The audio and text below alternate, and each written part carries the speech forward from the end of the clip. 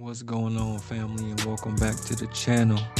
What's happening with your Dragon Canoe checking in again, doing what I do best, staying in check, searching for the Melchizedek. Let me know what y'all think on this one. Leave a note in the comments. We turning up again. I got a lot going on right now. This might be my last one for a little bit, but best believe I'm gonna go in. I ain't gonna leave nothing on the table with this one. We turning up. I'm not gonna let you think that I'm gonna take my foot off the gas on this topic here. We're talking more on more war. We're talking ancient monoliths in Peru, the sun, and what it really means when they say nothing's new under the sun. Simple and plain, man. I can't make this stuff up. Like I said, we're just steadily rowing and constantly flowing. Hawaii is opening our eyes. Every day is something new. Hey, he just put it right in front of you, oh Jacob. Let me know what y'all think. Leave a note in the comments. We turning up again. All praise to the Most High above. The Lord speaketh unto you, O house of Israel. Thus saith the Lord, learn not the way of the heathen, and be not dismayed at the signs of heaven, for the heathen are dismayed at them. For the customs of the people are vain. For one cutteth a tree out of the forest, the work of the hands of the workman with the axe. They deck it with silver and with gold. They fasten it with nails and with hammers, that it move not. They are upright as the palm tree, but speak not. They must needs be born, because they cannot go. Be not afraid of them, for they cannot do evil, neither also is it in them to do good. For as much as there is none like unto thee, O Lord, thou art great, and thy name is great in might. Who would not fear thee, O King of nations? For to thee doth it appertain. For as much as among all the wise men of the nations, and in all their kingdoms, there is none like unto thee. But they are altogether brutish and foolish. The stock is a doctrine of vanities. Silver spread into plates is brought from Tarshish, and gold from Uphaz, the work of the workman, and of the hands of the founder. Blue and purple is their clothing. They are all the work of cunning men. But the Lord is the true God. He is the living God, and an everlasting King. At his wrath the earth shall tremble, and the nations shall not be able to abide his indignation. Thus shall ye say unto them, the gods that have not made the heavens and the earth, even they shall perish from the earth and from under these heavens. He hath made the earth by his power.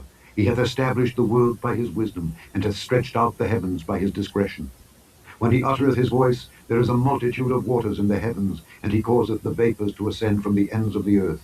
He maketh lightnings with rain, and bringeth forth the wind out of his treasures. Every man is brutish in his knowledge. Every founder is confounded by the graven image. For his molten image is falsehood, and there is no breath in them. They are vanity, and the work of errors. In the time of their visitation they shall perish. The portion of Jacob is not like them, for he is the former of all things, and Israel is the rod of his inheritance. The Lord of hosts is his name.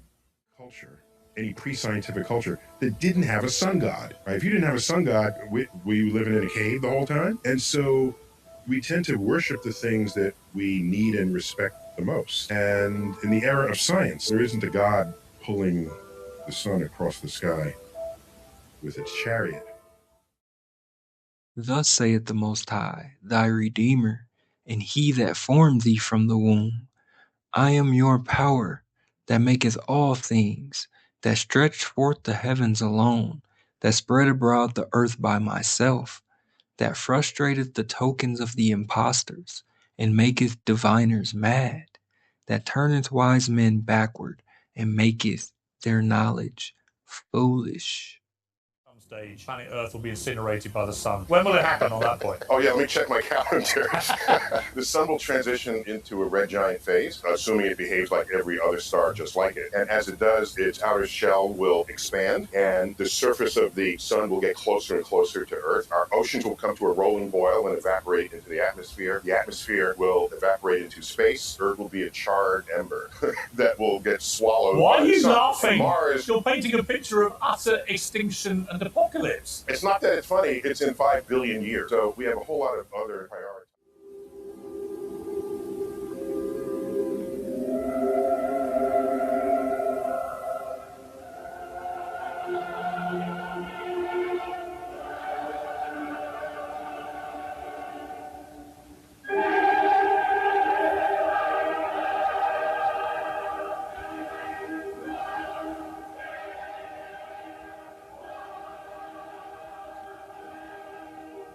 Let's try that focus again, Jim. Coming up. Title's okay.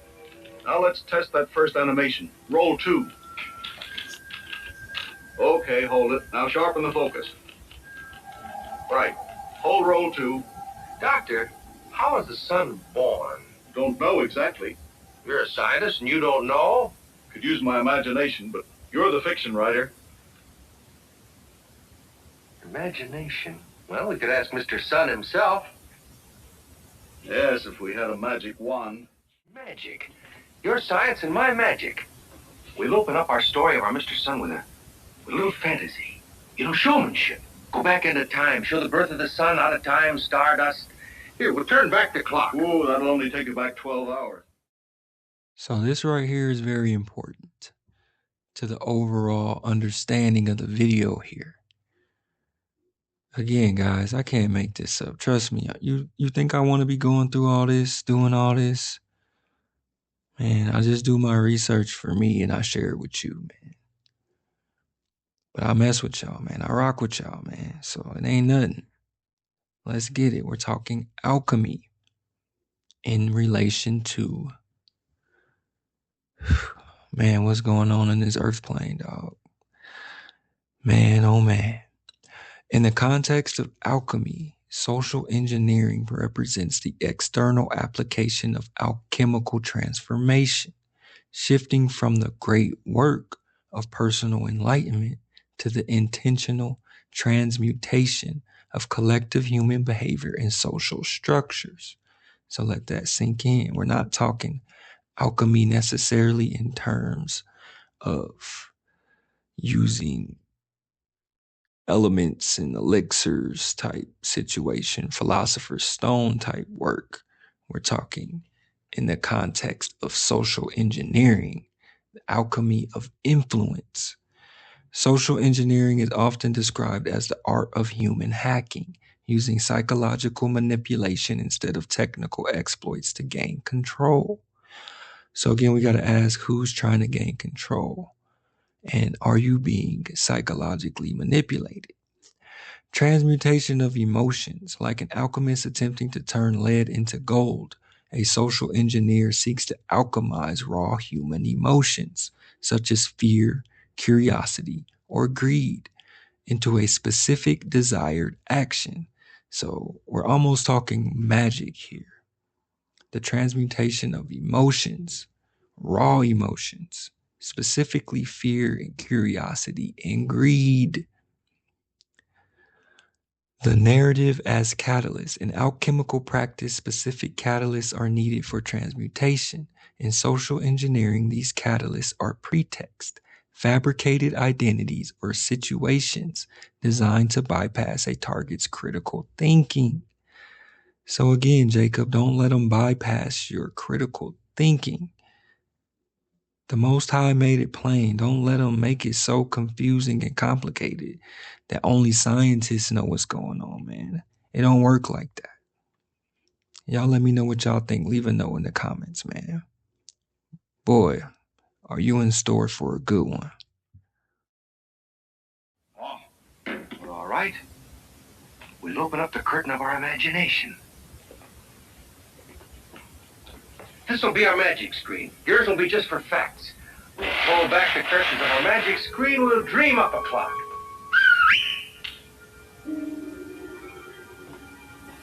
There you are.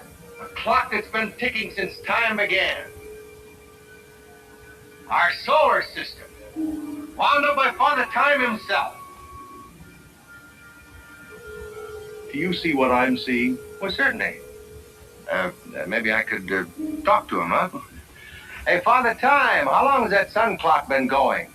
A few billion years. Why? Well, could you unwind it for us? Unwind time? Man, are you crazy? Well, I'm a fiction writer. We're auditioning a show about our Mr. Sun, and I thought that... Show about me? Well, about time. Look who's here. Hi. Yeah, we were wondering how it all happened at the beginning. Nobody knows what happened at the beginning. Oh, come on, Pop. Unwind us. They want to see how I was born. You old hot gas bag, you keep still. Now, don't flip your sickle, Pop. The man says it's just a show. He's a romantic fool. If you want facts, ask your scientists. Oh, we've got Dr. Research here for facts, but what I need right now is something to open this thing up with a bang. You know what I mean?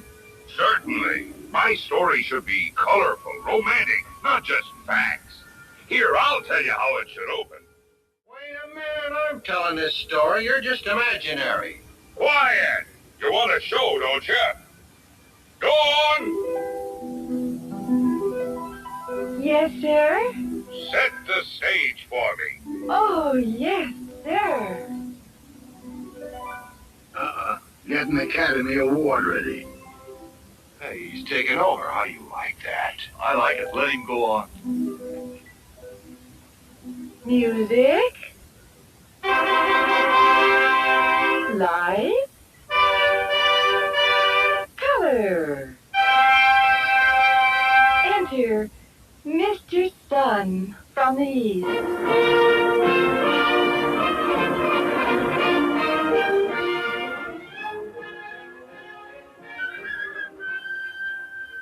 Good morning, Brother Earth. For the umpteenth billionth time, good morning. He goes back once again to the eastern gates and under the earth. And when he goes out from the western gates, he takes off his light, the splendor which is his radiance, and 400 angels take his crown and carry it to the Most High. For since his shining crown is with the Most High, with 400 angels guarding it, the sun turns his chariot around and goes back under the earth on wheels, without the great light which is his great radiance and ornament. And he remains for 7 great hours a night, and the chariot spends half its time under the earth. And when he comes to the eastern approaches in the 8th hour of the night, the angels, the 400 angels, bring back the crown and crown him. And his brightness and the shining of his crown are seen before sunrise, and the sun blazes out more than fire does. You know me as the sun. Of course, what I really am is a star.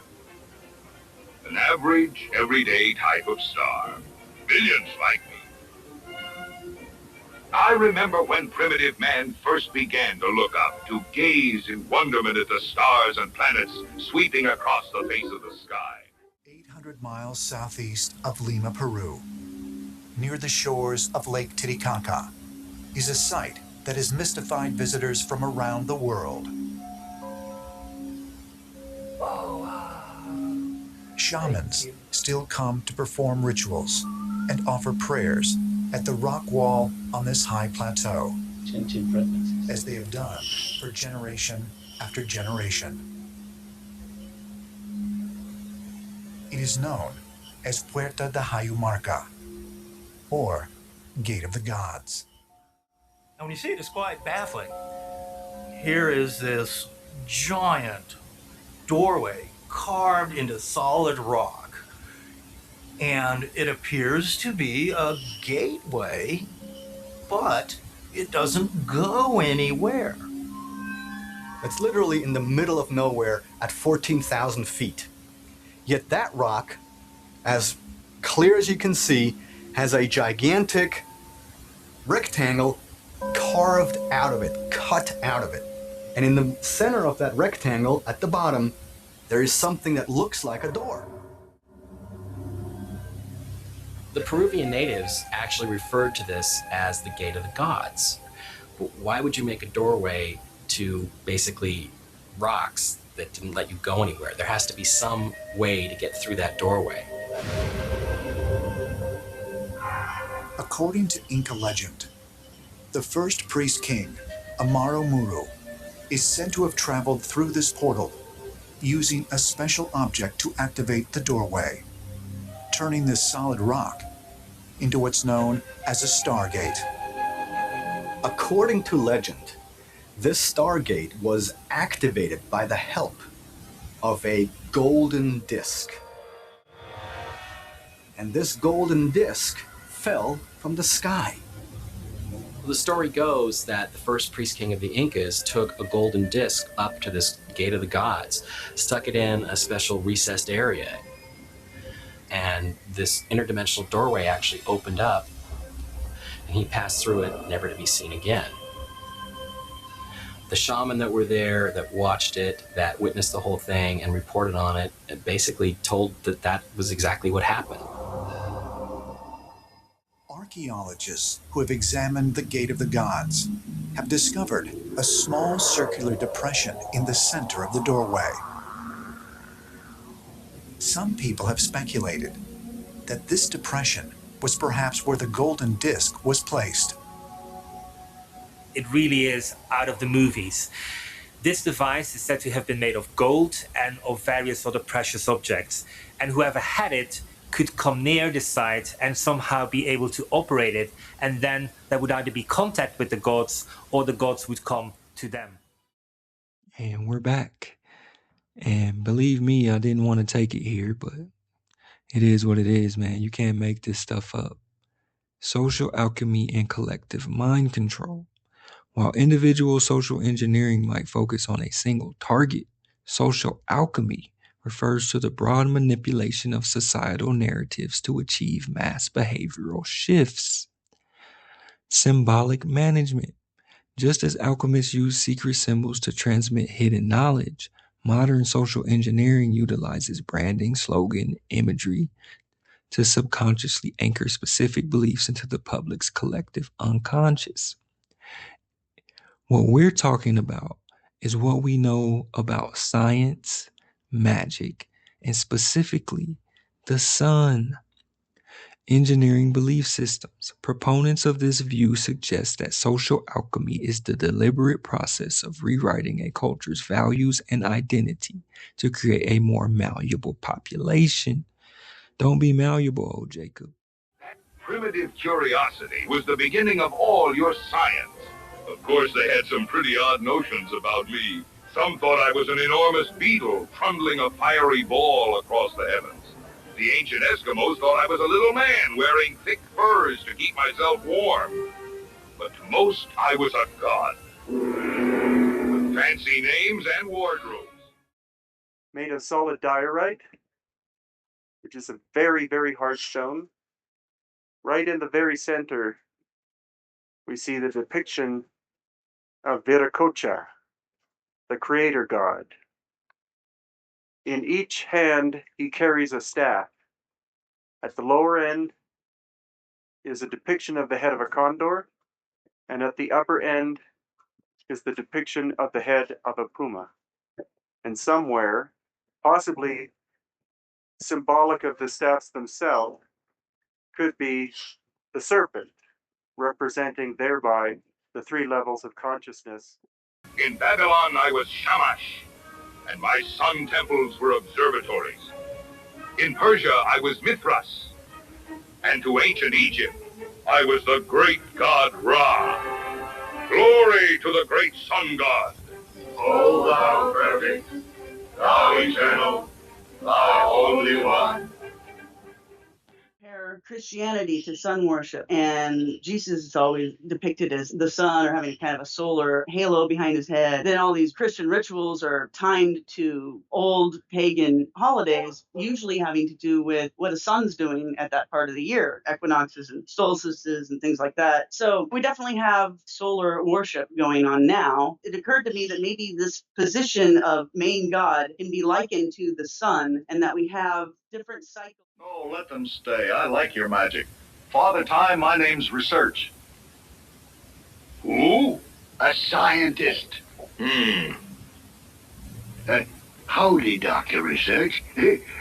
I'd like to hear what you have to say about Golden Boy here. Well, it's a delightful experience talking directly to you and to Mr. Sun, especially for a scientist. I was just going to relate a few facts about Mr. Sun. Facts? If you're going to tell my story, don't give the people equations and figures. Give them the real... Just how far away the sun really is from our home planet, Earth. That's what we're talking about today. Firstly, let's talk about the average distance from Earth to the sun. We say average because this distance actually changes as Earth orbits the sun due to its elliptical path. However, on average, we're about 93 million miles away. If miles aren't your thing and you prefer the metric system, that's approximately 150 million kilometers. Down. Tell them what I mean to them. They've forgotten that.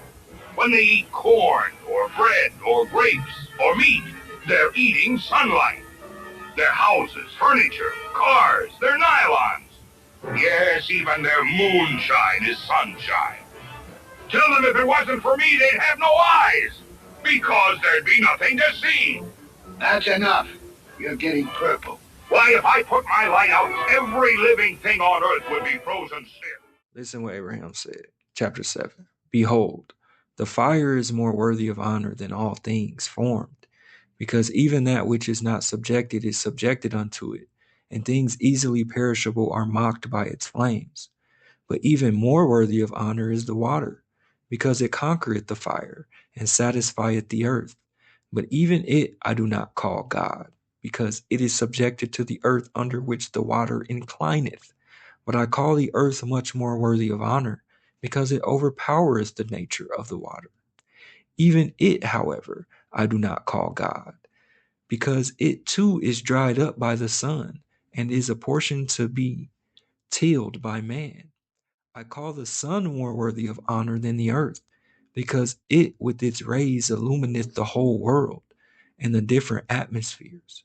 But even it I do not call God, because at night and by clouds its course is obscured.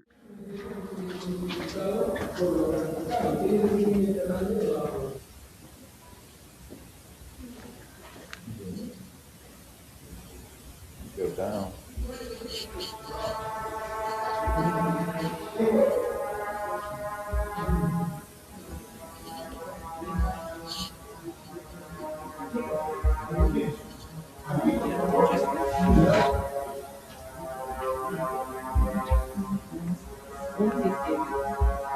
Not only use the rich people, we also poor people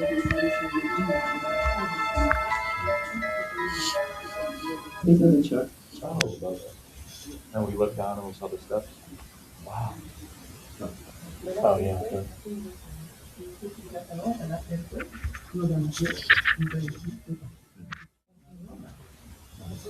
What is this?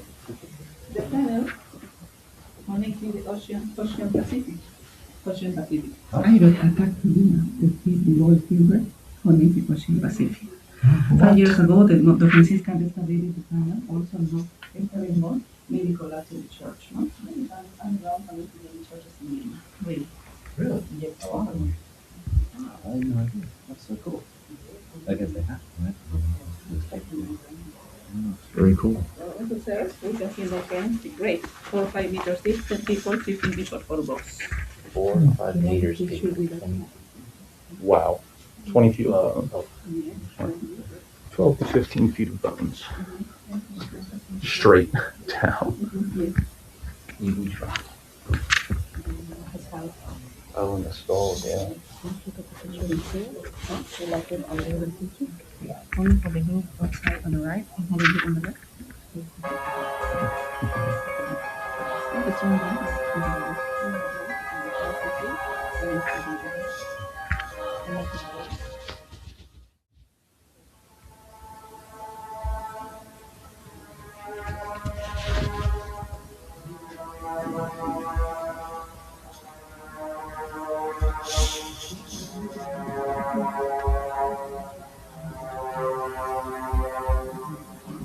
Wow.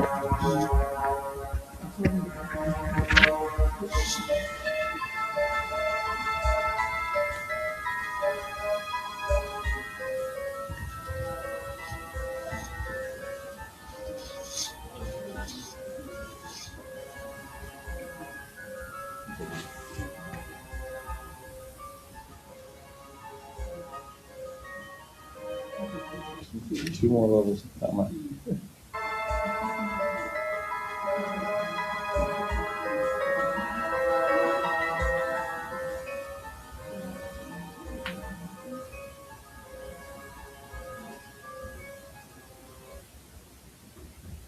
Oh wow. Scary. More tombs.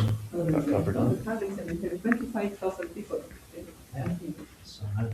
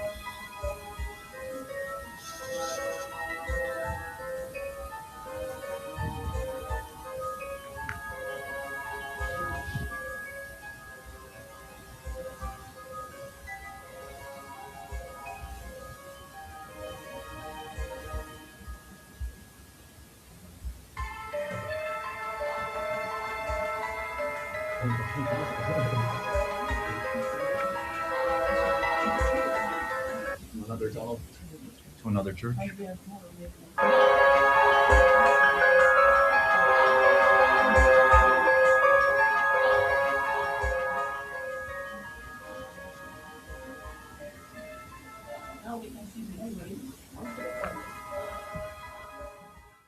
But hear this, Terah, my father, for I will make known to thee the power of Israel, the most highest of hosts, who hath made everything. Not these we consider as gods. Who then is he, or what is he, who hath crimsoned the heavens, and made the moon lustrous, and with it the stars, and hath made the earth dry in the midst of many waters, and set thee in, and tested me in the confusion of my thoughts? Yet may Hawah reveal himself to us through himself.